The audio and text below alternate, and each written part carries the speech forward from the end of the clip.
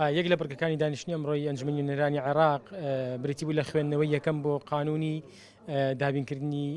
کورتێنانی دارایی بۆ ئەم ساڵی 2020 عێراق. دیارە قانونەکە خوێندنەوەی یەکەمی بۆ کرا، بەڵام وەکو پێشتریش باسمان کرد بوو قانونەکە تێبینی زۆری لەسەرە.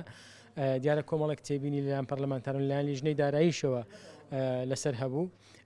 و لیژنەی دارایی پێش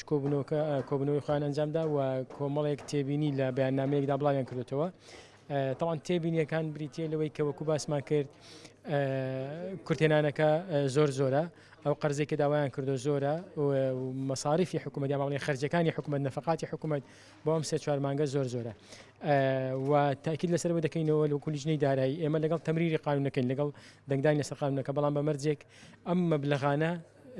بکرێتە شتێکی واقعی، یعنی ناکرێتەوە بۆ 3 مانگی کۆتایی ساڵ 57 تریلیۆن دینار خەرجیت هەبێ، یان کورتێنانێک هەبێت کە بۆ خۆی بۆ موچە لە زۆرترین حاڵەتدا نزیکەی 20 تریلیۆن دینارت پێویستە، 12 تریلیۆن دینار یان 4 تریلیۆن دینار داهاتت هەیە، بەڵام داوای 41 تریلیۆن دینار قەرز بکەی. ئەمە تێبینی گەورەی لەسەرە. پێمە دوای تعدیلات و دوای کۆبوونەوە لەگەڵ هەم بەرپرسانی وەزارەتی دارایی و هەم بانکی مرکزی عێراقی لەوانەیە لە ماوەی داهاتوودا خوێندنەوەی دوێن بۆ بکرێ و هەر لەم هەفتەیەشدا تەسەور دەکەم هەر لەم هەفتەیە یان لە هەفتەی داهاتوودا تەسویتی لەسەر بکرێت.